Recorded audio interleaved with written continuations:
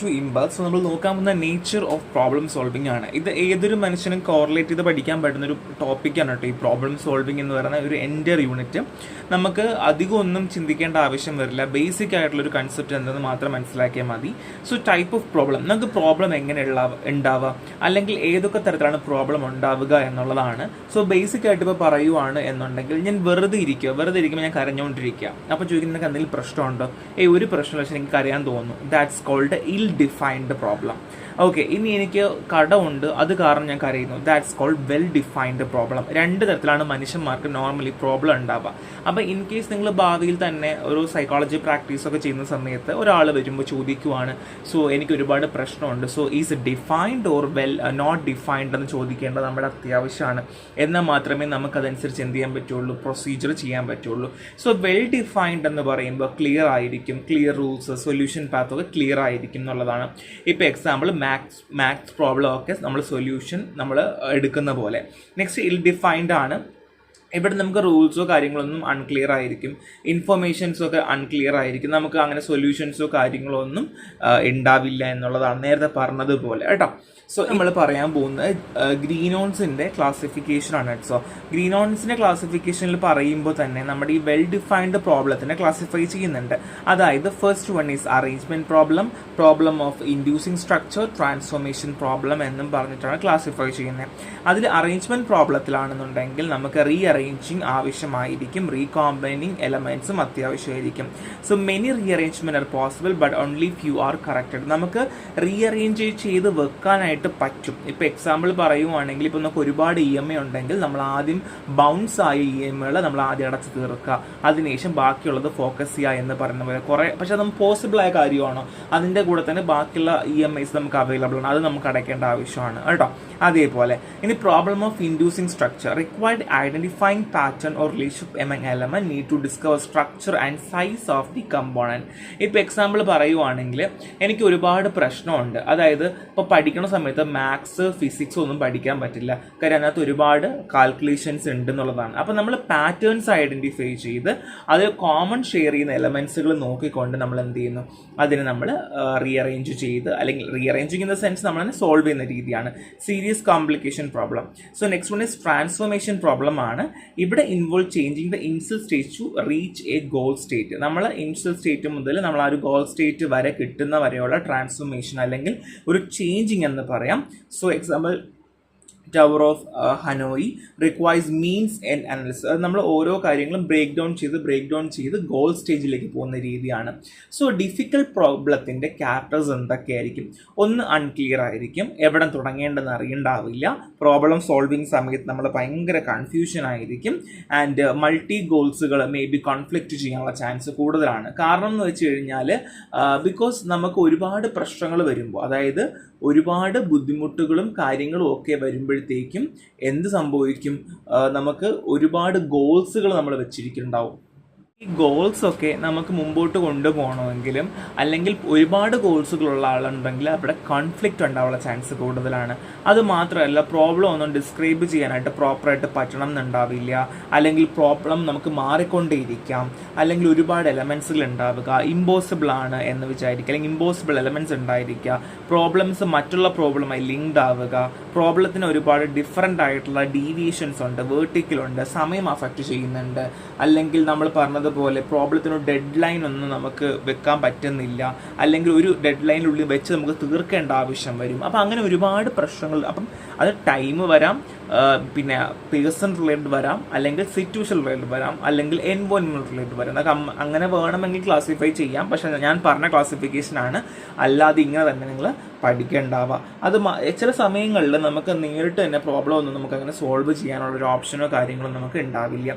So real life problem solving example പറയുവാണെങ്കിൽ, maths education real problem may be standard solution in the latest stage. So നമ്മൾ maths പണ്ടുള്ള കുട്ടികൾക്ക് ഇപ്പോൾ maths ഒക്കെ പറയുവാണ്, അല്ലെങ്കിൽ മാത്സ് ഒക്കെ കൂട്ടി ചെയ്യാനായിട്ട് പറ്റാത്ത കുട്ടികൾ ഉണ്ടെന്നുണ്ടെങ്കിൽ, ഭാവിയിൽ വലുതാകുമ്പോൾ വലിയ വലിയ കണക്കുകൾ വരുമ്പോൾ അവർക്ക് എന്ത് പറ്റുണ്ടാവില്ല, പ്രോപ്പറായിട്ട് അത് ഫോളോ അപ്പ് ചെയ്യാൻ പറ്റിയെന്ന് വരില്ല. ഇപ്പോൾ എക്സാമ്പിൾ പറയുവാണെന്നുണ്ടെങ്കിൽ എനിക്കിപ്പോൾ മാത്സ് പണ്ടേ എനിക്ക് പോക്കാണ്, അതുകൊണ്ട് തന്നെ ഇപ്പോൾ ഒരു വലിയ കടയിലൊക്കെ പോയി നിന്നിട്ട് അല്ല അവർ കണക്ക് കൂട്ടാൻ പറയാൻ എനിക്ക് എന്നെ കൊണ്ട് പറ്റില്ല. അപ്പോൾ എക്സാമ്പിൾ പറയുവാണെങ്കിൽ കിൻഡർ ഗാർഡൻ കൗണ്ട് ഫിംഗർ 5+5+5=15. പക്ഷേ ഓൾഡ് സ്റ്റുഡൻസ് ആണെങ്കിൽ മൾട്ടിപ്ലിക്കേഷൻ ഉണ്ട്, 5×3=15. അതായത് ചില പിള്ളേർ പറയത്തില്ലായോ, ഇപ്പോൾ ഇവിടെ വരുമ്പം 5+5+15, ഇവിടെ വരുമ്പോൾ 5×3 15 എന്ന് പറയുന്നത് എന്താണ് സാറേ എന്ന് പറയുന്ന പോലെ അല്ലേ. ചില കാര്യങ്ങൾ നമ്മൾ പ്രോപ്പറായിട്ട് പഠിക്കും, ചിലത് വരുമ്പോഴത്തേക്കും മാറി വരാറുണ്ട്. അപ്പോൾ അതേപോലെ ഇതൊക്കെ റിയൽ ലൈഫ് പ്രോബ്ലം സോൾവിങ്ങിന് എക്സാമ്പിൾസ് ആണെന്നുള്ളതാണ്. ഇനി പ്രോബ്ലംസിൻ്റെ നേച്ചർ എങ്ങനെയാണെന്നുള്ളതാണ്. Studies by psychologist using method like introspection, behaviourism, computer modelling, simulation and experiments. അപ്പോൾ ഇങ്ങനെയുള്ള കാര്യങ്ങളിലൂടെയാണ് സൈക്കോളജിസ്റ്റുകൾ നമ്മൾ നോർമലി പ്രോബ്ലം സോൾവിങ് എങ്ങനെയാണെന്ന് പഠിക്കുക. ആൻഡ് ജസ്റ്റൽ സൈക്കോളജിയിൽ പറയുന്നത് how people perceive and solve problem use simple task like tower of Hanoi to reflex complex real world problem. So അതായത് എല്ലാ ആൾക്കാർക്കും, അതായത് നമുക്ക് ഓൾറെഡി അറിയാം ഇപ്പോൾ തന്നെ പ്രോബ്ലംസ് 2 തരത്തിലുണ്ട്, ക്ലിയർഡും ഉണ്ട് അൺക്ലിയർഡും ഉണ്ട് എന്ന് ഞാൻ പറഞ്ഞു അല്ലേ. അപ്പോൾ അതുകൊണ്ട് തന്നെ നമ്മൾ എങ്ങനെയാണത് ഫോളോ ചെയ്യേണ്ടത്, അല്ലെങ്കിൽ ഏത് രീതിയിലാണ് നമ്മൾ ഫോളോ ചെയ്യേണ്ടത് എന്നാണ്. അവിടെയാണ് നമ്മൾ ഈ ടവർ ഓഫ് ഹനോയി പറയുന്നത്. സോ ബേസിക്കലി ടവർ ഓഫ് ഹനോയിൽ നിങ്ങൾ കണ്ടിട്ടുണ്ടാവും 2-3 കോലുകൾ ഉണ്ടായിരിക്കും, അതിലേക്ക് നമ്മൾ ഓരോ ഡിസ്ക് ഇടും, ചെറിയ ഡിസ്ക്, വലിയ ഡിസ്ക്, വലിയ ഡിസ്ക്. എൻ്റെ പിള്ളേരോട് നമ്മൾ പറയും നിങ്ങളത് പ്രോപ്പർ ആയിട്ടുള്ള ഡിസ്കുകൾ എടുത്തിടാൻ പറയും. അപ്പോൾ പിള്ളേർ എന്ത് ചെയ്യും, ആദ്യം കുഞ്ഞ്, പിന്നെ വലുത് അങ്ങനെയൊക്കെ ഡിസ്കുകൾ മാറ്റിയൊക്കെ ഇടും. സോ ഇതിനകത്ത് കളറിൽ വരാറുണ്ട്, കളർ കോഡിങ്സിലൊക്കെ വരാറുണ്ട്. നിങ്ങൾ ഗെയിംസ് കളിച്ചിട്ടുണ്ടായിരിക്കും, ഈ ടെസ്റ്റ് ട്യൂബിനകത്ത് ഡിഫറെൻറ്റ് കളർ പെബിൾസ്, ഒരേ പെബിൾസ് ഒരെണ്ണത്തിലേക്ക് വരുന്ന ആ ഒരു രീതിയിലാണ് ടവർ ഓഫ് ഹനോയി. അതായത് നമ്മൾ ഒരു കോംപ്ലക്സ് ആയിട്ടുള്ള ഒരു കാര്യത്തെ നമ്മൾ സിമ്പിളാക്കി കൊണ്ടുവരികയാണ് ചെയ്യുക. So important of emotional control. So emotions എന്ന് പറയുന്നത് നമ്മളെ പ്രോബ്ലം സോൾവിങ്ങിന് എപ്പോഴും ഒരു ഹിൻഡ്രൻസ് ആണ്, അല്ലെങ്കിൽ തടസ്സമാണ് എന്നുള്ളതാണ്. നമ്മൾ ഇമോഷനായിട്ടിരിക്കുന്ന സമയത്ത് നമ്മുടെ പ്രോബ്ലം സോൾവ് ചെയ്യാൻ പറഞ്ഞാൽ നമ്മൾ എന്ത് ചെയ്യും, എപ്പോഴും ആ ഇമോഷൻ ബേസ്ഡ് ആയിരിക്കും. അപ്പോൾ അതുകൊണ്ട് തന്നെ പ്രോബ്ലം സോൾവിങ് എപ്പോഴും ഒരു പ്രശ്നം തന്നെയാണ്. ഏറ്റവും കൂടുതൽ നിങ്ങൾ സൈക്കോളജിസ്റ്റൊക്കെ ആയിട്ട് ആ ഒരു ക്ലിനിക്കിലൊക്കെ പോയിരിക്കുമ്പം ഏറ്റവും കൂടുതൽ നിങ്ങൾ ബുദ്ധിമുട്ടാൻ പോകുന്ന ഈ ഒരു കാര്യത്തിലാണ്. എന്താണെന്ന് വെച്ച് കഴിഞ്ഞാൽ പല ആൾക്കാർക്കും പല പ്രശ്നങ്ങളുണ്ടായിരിക്കും. ഈ പ്രശ്നങ്ങളെ നിങ്ങൾ എങ്ങനെ സോൾവ് ചെയ്യുക, എങ്ങനെ ഗൈഡ് ചെയ്യുക, ബേസിക്കലി നമ്മൾ ഗൈഡ് ചെയ്യുക എന്നുള്ളതാണ്, അല്ല നമ്മളൊരു സൊല്യൂഷൻ കൊടുക്കുക അങ്ങനെയൊന്നുമല്ല. അവർക്കൊരു അൺക്ലിയർഡ് പ്രോബ്ലമാണ്, നമുക്ക് ഓൾറെഡി അറിയുന്ന പ്രോബ്ലമാണ്, ക്ലിയർഡ് പ്രോബ്ലമാണ് എന്നുണ്ടെങ്കിൽ അവിടെ പ്രശ്നമില്ല. പക്ഷെ അൺക്ലിയർഡ് ആണ് എന്നുണ്ടെങ്കിൽ നമ്മൾ കൂടുതലായിട്ട് ഫോക്കസ് ചെയ്യേണ്ടി വരും. എങ്ങനെയാണ് അത് സോൾവ് ചെയ്യാൻ പറ്റുക, നിങ്ങൾക്ക് എങ്ങനെയൊക്കെ പറ്റും എന്നുള്ള രീതി നമ്മൾ അങ്ങോട്ടേക്ക് ചോദിക്കുകയാണ് ചെയ്യുക.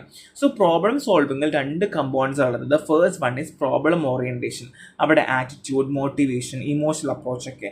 ആൻഡ് പ്രോബ്ലം സോൾവിങ് സ്കില്ലാണെങ്കിൽ actual cognition and behaviour step taken to solve the problem. So നമ്മൾ ഒരു ആക്ച്വൽ പ്രോബ്ലത്തെ നമ്മൾ എങ്ങനെയാണ് സോൾവ് ചെയ്യാനായിട്ട് പോകുന്നത്, അവിടെയാണ് high order cognitive process like planning, reasoning, കൺട്രോളൊക്കെ വരുന്നത്. അതായത് എപ്പോഴും ഒരു പ്രോബ്ലം സോൾവ് ചെയ്യുന്ന ആളുടെ രീതി, അതായത് ഇപ്പോൾ ജോലികളിലൊക്കെ നമ്മൾ ഫസ്റ്റ് പറയുക പ്രോബ്ലം സോൾവിങ് സ്കില്ല് വേണം എന്നെപ്പോഴും പറഞ്ഞ് നിങ്ങൾ കേട്ടിട്ടുണ്ടായിരിക്കും. സോ അതിന് റീസൺ എന്താണെന്ന് വെച്ച് കഴിഞ്ഞാൽ ഈ ഒരു ഹൈ ഓർഡർ കോഗ്നേറ്റീവ് പ്രോസസ്സ് എന്ന് പറയുന്നത് പ്ലാനിങ്ങിനും റീസണിങ്ങിനും കൺട്രോളിനും പ്രത്യേകിച്ച് പ്രോബ്ലം സോൾവിങ്ങിൽ അത്യാവശ്യമാണ്. സോ പ്രോബ്ലം സോൾവിങ്ങിൽ 2001 ബാറോൺ പറഞ്ഞ ഡെഫിനിഷനാണ് choosing or developing response to attain goals. And Whiting and William പറഞ്ഞതാണ് using thought to overcome obstacle and achieve goals. ബേസിക്കായിട്ട് പറയുവാണെങ്കിൽ നമുക്കൊരു ഗോൾ ഉണ്ടെങ്കിൽ, ആ ഒരു ഹിൻഡ്രൻസ് ഉണ്ടെങ്കിൽ നമ്മളത് എങ്ങനെ എടുക്കുന്നു എന്ന് പറയുന്നത് പോലെ കേട്ടോ, അതിനെയാണ് നമ്മൾ എന്ത് പറയുക, പ്രോബ്ലം സോൾവിങ് എന്ന് പറയുന്നത്. സോ സ്റ്റേജ് ഓഫ് പ്രോബ്ലം സോൾവിങ്ങിൽ നമുക്ക് ഫസ്റ്റ് ഇനിഷ്യൽ സ്റ്റേജ് ആണ്. അവിടെ നമുക്ക് ആ ഒരു കണ്ടീഷൻ സ്റ്റാർട്ട് ചെയ്യാണ്. Operation, possible move or step that can be taken, നമുക്ക് എന്താണ് അതിൽ ചെയ്യാൻ പറ്റുക, എന്ത് കാര്യങ്ങൾ നമുക്ക് ഉൾപ്പെടുത്താനായിട്ട് പറ്റും. And next one is intermediate ആണ്, നമ്മൾ അവിടെ ഓപ്പറേഷൻസ് അപ്ലൈ ചെയ്യുന്നു. ആൻഡ് ഗോൾ സ്റ്റേറ്റ്, നമുക്ക് എന്താണോ വേണ്ടത് നമ്മളത് അച്ചീവ് ചെയ്യുന്നു. അപ്പോൾ ഇത് വളരെ ഇമ്പോർട്ടൻ്റ് ആണ് കേട്ടോ, ഈ ഒരു സാധനം ഭയങ്കര ഇമ്പോർട്ടൻ്റ് ആണ്. ഇനിഷ്യൽ സ്റ്റേജിൽ നമ്മൾ സ്റ്റാർട്ടിങ് കണ്ടീഷനിലേക്കും ഓപ്പറേറ്റേഴ്സ് പോസിബിളായി മൂവ് കൊടുക്കുന്നു, ആൻഡ് നമ്മൾ ആ ഒരു ഓപ്പറേഷൻസ് അപ്ലൈ ചെയ്യുന്നു, ആൻഡ് ഗോൾ സ്റ്റേജ്. സോ നമ്മൾ കുറച്ച് റിലേറ്റഡ് ടേംസ് കൊടുത്തിട്ടുണ്ട്, നിങ്ങളത് നോക്കിയാൽ മതി, നമുക്കത് അത്ര വലിയ അത്യാവശ്യമുള്ള കാര്യമൊന്നുമല്ല. And type of thinking involve in problem solving, നമ്മൾ എങ്ങനെയൊക്കെ ചിന്തിക്കാറുണ്ട്, ഏതൊക്കെ രീതിയിലാണ് ചിന്തിക്കാറുള്ളത്. പ്രോബ്ലം സോൾവിങ്ങിൽ നമുക്ക് ചിന്തിക്കേണ്ടത് വളരെ അത്യാവശ്യമാണ്. അവിടെയാണ് നമുക്ക് effective problem solving requires productive thinking, sensitivity and openness to structural requirement, going beyond previously learned solution. അവിടെയാണ് നമുക്ക് എക്സ്പീരിയൻസ് മാറ്റേഴ്സ് എന്ന് പറയുന്നത്. ഇതിന് മുന്നേ പണ്ട് എങ്ങനെയായിരുന്നു നടന്നത്, അല്ലെങ്കിൽ അത് പണ്ട് വന്ന കേസിൽ നമ്മൾ എങ്ങനെ ചെയ്തു, അവിടെ നമ്മൾ സെൻസിറ്റീവായിട്ട് ഓപ്പറേഷൻസ് മുമ്പോട്ട് കൊണ്ടുപോകുക, പ്രൊഡക്റ്റീവായിട്ട് ചിന്തിക്കുക. അവിടെ നമുക്ക് എന്തോ കാര്യങ്ങളാണ് എസെൻഷ്യൽ ആയിട്ടുള്ളത്. The first one is grasp of general principle in specific problem. അതായത് നമുക്കിപ്പോൾ ഒരു സ്പെസിഫിക് പ്രോബ്ലം ഉണ്ടെങ്കിൽ അതിൽ മാത്രം ഫോക്കസ് ചെയ്തുകൊണ്ട് നമുക്ക് റീപ്രൊഡ്യൂസ് ചെയ്യാൻ പറ്റണം. ഓക്കെ, പണ്ട് എനിക്ക് ഇതേപോലത്തെ ഒരു സെയിം കേസ് ഉണ്ടായതുകൊണ്ട് എനിക്ക് ഇപ്പോഴും അത് സാധിക്കും. അല്ലെങ്കിൽ നമുക്ക് ആ ഒരു പ്രശ്നമുണ്ടെന്നുണ്ടെങ്കിൽ എന്തൊക്കെയാണ് കാര്യങ്ങൾ, എന്തൊക്കെയാണ് നമുക്ക് വേണ്ടത് എന്നുള്ള കാര്യങ്ങളിലൊക്കെ നമുക്ക് കൂടുതലായിട്ട് ഫോക്കസ് ചെയ്യാൻ പറ്റണം. തിങ്കിങ് പ്രോസസ്സിൽ എങ്ങനെയാണ്? സോ അനലിറ്റിക്കൽ തിങ്കിങ് ആവശ്യമാണ്. അതായത് നമുക്ക് solution is already contained in the premises, involve direct and straight forward reasoning. ഇപ്പോൾ ഒരു പ്രശ്നം പറയും, ഒരു ഇൻ്റർവ്യൂവിൽ പറയുവാണ്, നാളെ നിങ്ങളിവിടെ വരുമ്പോൾ ഈ കമ്പനിയിൽ ഇങ്ങനെ പ്രശ്നമുണ്ട്, നിങ്ങൾ എന്ത് ചെയ്യും? സ്പോട്ടിൽ നമ്മൾ ഉത്തരം പറയും, അല്ലേ? അത് തന്നെയാണ് counting numbers of door in a house. ഒരു വീട്ടിൽ എത്ര ഡോറാണെന്ന് ചോദിക്കും, നമ്മൾ എണ്ണി എടുക്കുന്നത് പോലെ. സിന്തറ്റിക് തിങ്കിങ്, ഇവിടെയാണ് conclusion is not present the premise. ഇവിടെ കൺക്ലൂഷൻ എന്ന സാധനം ഉണ്ടാവില്ല. Required construction of mental models and help discover new relationship, involve developing insights, yield more than what is put in, encourage understanding through visualization. So analytical thinking ഞാൻ പറഞ്ഞു straight forward reasoning ആയിരിക്കും എന്ന് പറഞ്ഞു, direct ആയിരിക്കും, straight forward ആയിരിക്കും. Synthetic thinking പേര് പറയുന്ന പോലെ തന്നെ നമ്മൾ ഉണ്ടാക്കിയെടുക്കുന്ന ഒരു പരിപാടിയാണ്. അതായത് ഇപ്പോൾ പറയുവാണ്, ഇപ്പോൾ നാളെ ഒരു ഭാവിയിൽ ഞാൻ ഒരു കമ്പനി വെക്കും, ആ കമ്പനിയിൽ ഇത്ര പ്രശ്നങ്ങളായിരിക്കും ഉണ്ടാവാൻ പോകുന്നത്, ഈ പ്രശ്നങ്ങൾ ഞാൻ ഇങ്ങനെ സോൾവ് ചെയ്യും എന്ന് പറയുന്ന പോലെ. സോ നമ്മളവിടെ ബേസിക്കലി നമുക്കങ്ങനെ കൺക്ലൂഷനോ കാര്യങ്ങളോ ഒന്നും അവിടെ ഉണ്ടാവണം എന്നൊരു നിർബന്ധവും ഇല്ല. And NUALS view on problem solving, അവിടെ കൺസ്ട്രക്റ്റിംഗ് മെന്റൽ മോഡൽസ് ആണ്. Problem part are mentally inscribable in model. Results are obtained by inspecting the model using mind's eye. Mind's eye or homunculus in the controversial and often reject the cognitive psychology. So basically ഈ ന്യൂവൽസിൻ്റെ problem solving നമ്മൾ already reject ചെയ്ത കേസാണ് എന്നത് നമുക്ക് പഠിക്കാനുണ്ട് കേട്ടോ. ഇവിടെ പുള്ളിക്കാരൻ പറയുന്നത് മെൻ്റൽ മോഡൽസുകളെ നമ്മൾ കൂടുതൽ ഫോക്കസ് ചെയ്യണം എന്നുള്ളതാണ്. അതായത് നമുക്ക് ഓൾറെഡി കുറച്ച് മോഡൽസുകൾ നമ്മൾ ഉണ്ട്. പ്രോബ്ലം എങ്ങനെയാണ് ഉണ്ടാവുക, ഏത് രീതിയിലാണ് ഉണ്ടാവുക നമുക്ക് ഓൾറെഡി അറിയാം, അല്ലേ? So mentally inscribe in the model, അതായത് പ്രോബ്ലത്തിൻ്റെ ഓരോ പാർട്സിനെ നമ്മൾ മെൻ്റലി എന്ത് ചെയ്യുന്നുണ്ട്, മോഡൽസ് ആയിട്ട് ഇൻസ്ക്രൈബ് ചെയ്ത് വെക്കുന്നുണ്ട്.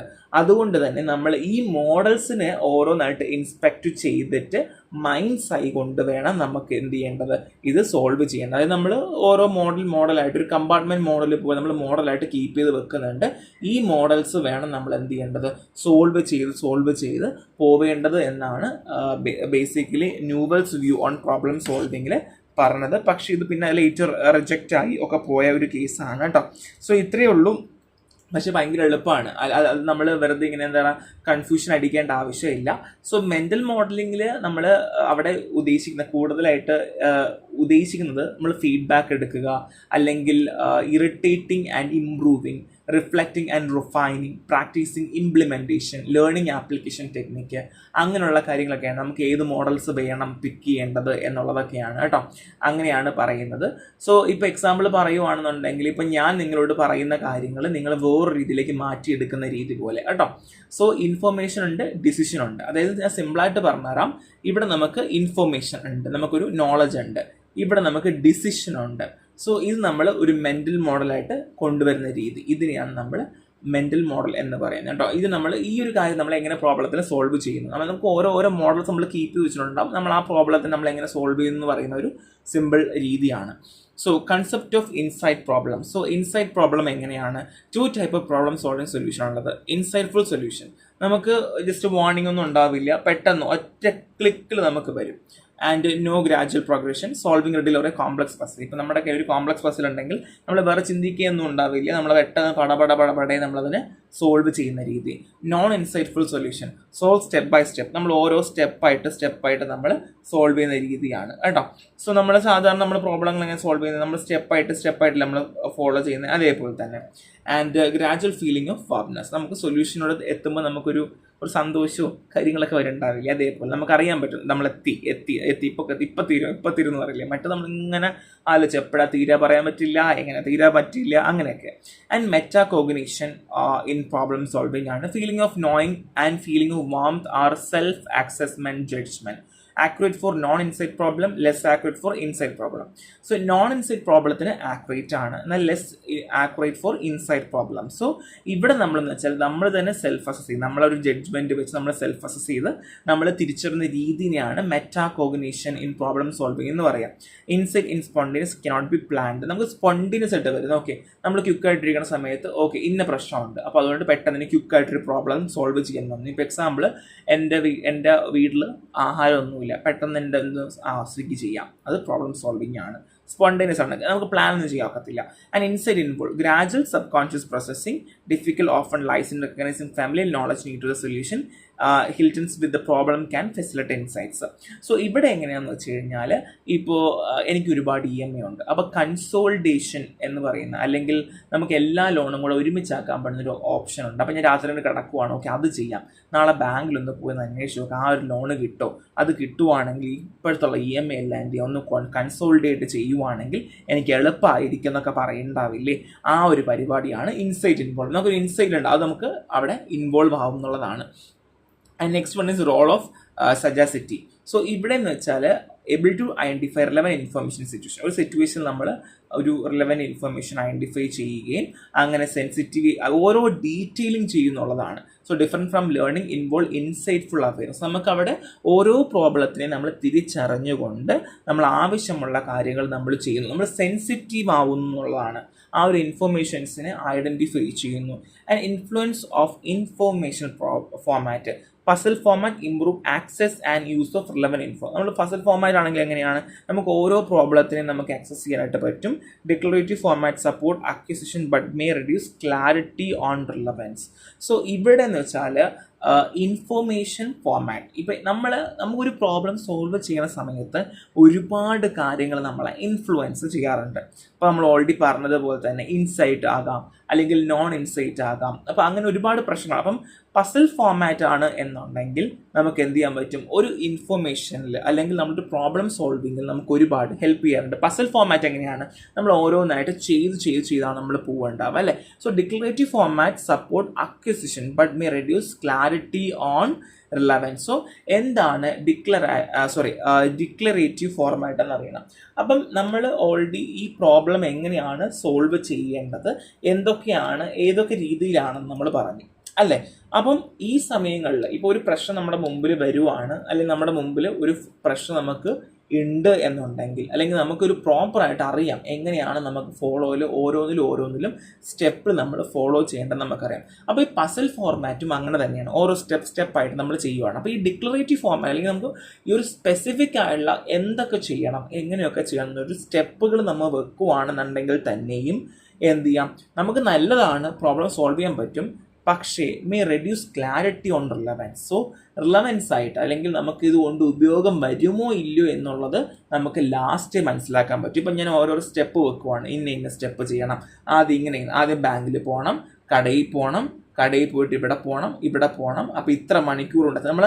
നമ്മൾ വേറെ ആരും നോക്കണ്ട, നമ്മുടെ ട്രെയിന്, നമ്മുടെ IRCTC ആലോചിച്ചാൽ മതി. അവർ പറയും രാവിലെ 4 മണിക്ക് എത്തും എന്ന് പറയും. നമ്മൾ എന്ത് ചെയ്യും, ഉടനെ വേർ ഇസ് മൈ ട്രെയിൻ ആപ്പൊക്കെ ഡൗൺലോഡ് ചെയ്യും, നമ്മൾ നോക്കും. ഓക്കെ 2 മണിക്ക് അവിടെ എത്തും, 3 മണിക്ക് അവിടെ എത്തും. കറക്റ്റ് അവിടെ എത്തുമോ, ഒരു ചാൻസ് ഉണ്ടാവില്ല അല്ലേ. അപ്പോൾ ചില സമയത്ത് ഇത് എപ്പോഴും നടക്കണം എന്നില്ല, ബട്ട് മേ റെഡ്യൂസ്, അതായത് വേണമെങ്കിൽ റെഡ്യൂസ് ആകാം. സോ ഇനി example using word play. It will involve the word lake can refer to frozen or unfrozen body of water. Clue about on stone resting for 3 months before sinking lead to insight. So ഇത് നമ്മുടെ word plaque പറയുന്ന കുറച്ച് examples നമ്മൾ normally ഉപയോഗിക്കും. നമ്മൾ normally ഇങ്ങനെയൊന്നും ഉപയോഗിക്കാറില്ല. നമ്മളിപ്പം ഒരു വാക്ക് പറയുന്ന സമയത്ത് ഇപ്പോൾ വേർഡ് ലേക്ക് എന്ന് പറയുമ്പോൾ frozen or unfrozen body of water. അതായത് ലേക്ക് എന്ന് പറയുമ്പോൾ ഒന്നെങ്കിൽ അത് തണുത്തുറഞ്ഞ ലേക്കാകാം, ഇല്ലെങ്കിൽ തണുത്തുറയാത്ത ലേക്കുമാകാം എന്നുള്ളതാണ്. അവിടെ നമുക്ക് ക്ലിയർ അല്ല, കണ്ടോ, അവിടെ ക്ലാരിറ്റി ഇല്ല. ലേക്ക് എന്ന് പറഞ്ഞു ഉള്ളൂ. ഇപ്പോൾ എക്സാമ്പിൾ ഞാൻ പറയുന്നത് ഒരു പസിലാണ്. ലേക്ക് എന്ന് പറയുമ്പോൾ അത് വേണമെങ്കിൽ ഉറഞ്ഞതാകാം അല്ലെങ്കിൽ ഉറയാത്തതുമാകാം എന്നുള്ളതാണ്. So clue about a stone resting for 3 months. So ഒരു കല്ല് 3 മാസമായിട്ട് അവിടെ ഇരിക്കുവാണ്. So before sinking lead to insight. So ഇരിക്കുവാണ് എന്ന് പറയുമ്പോഴത്തേക്ക്, ഒരു കല്ല് ഇരിക്കുവാണെന്ന് പറയുമ്പോഴത്തേക്ക് എന്താണ്, അത് ഫ്രോസൺ ലേക്കാണ്. ബിഫോർ സിങ്കിങ് എന്ന് പറഞ്ഞാൽ അൺഫ്രോസൺ ലേക്കാണ്. അതായത് ഇപ്പം ഞാൻ പറയുവാണ് ലേക്ക് എന്നൊരു വാക്ക് പറഞ്ഞു, അടുത്ത ക്ലൂ കൊടുക്കുവാണ്, ഒരു കല്ല് 3 മാസമായിട്ട് ഇരിക്കുവാണ്. അപ്പം 3 മാസമായിട്ട് കല്ലിൻ്റെ വെള്ളത്തിന് പുറത്ത് ഇരിക്കുകയെന്ന് വെച്ചാൽ എന്തർത്ഥം? അത് ഫ്രോസൺ ലേക്കാണ്, അല്ലെങ്കിൽ മഞ്ഞൊക്കെ വന്ന കട്ട ഉറഞ്ഞ ലേക്കാണ്. സോ അങ്ങനെ നമ്മൾ ഓരോരോ ഡീലായിട്ട് പോകുന്നു. പക്ഷെ ഇവിടെ പ്രശ്നം ക്ലാരിറ്റി നമുക്ക് എപ്പോഴും ഉണ്ടാകണമെന്നൊരു നിർബന്ധമില്ല. സിമ്പിൾ ചാപ്റ്ററാണ്, എനിക്ക് ആദ്യം പറയാൻ സിമ്പിൾ ചാപ്റ്ററാണ്. ഇൻട്രൊഡക്ഷൻ ചാപ്റ്റർ ആയതുകൊണ്ട് തന്നെ എപ്പോഴും ഇവിടെ നിന്നൊരു ചോദ്യം ഉണ്ടാകാം. പ്രോബ്ലം സോൾവിങ് എന്താണെന്ന് ചോദിച്ചാൽ ഇത് ഇത്ര എഴുതിയാലും നിങ്ങൾക്ക് മാർക്ക് കിട്ടും കേട്ടോ. ഇത്ര ഇമ്പോർട്ടൻസ് ഉള്ളതാണ്. നന്നായിട്ട് ക്ലാസ് കേൾക്കുക. അതിൻ്റെ കൂടെ നോട്ടും കൂടെ വായിക്കുമ്പോൾ ടപ്പ് ചെയ്യുന്ന പഠിക്കാൻ പറ്റുന്നൊരു ചാപ്റ്ററാണ്. നെക്സ്റ്റ് ക്ലാസ്സിൽ കാണാം. Thank you.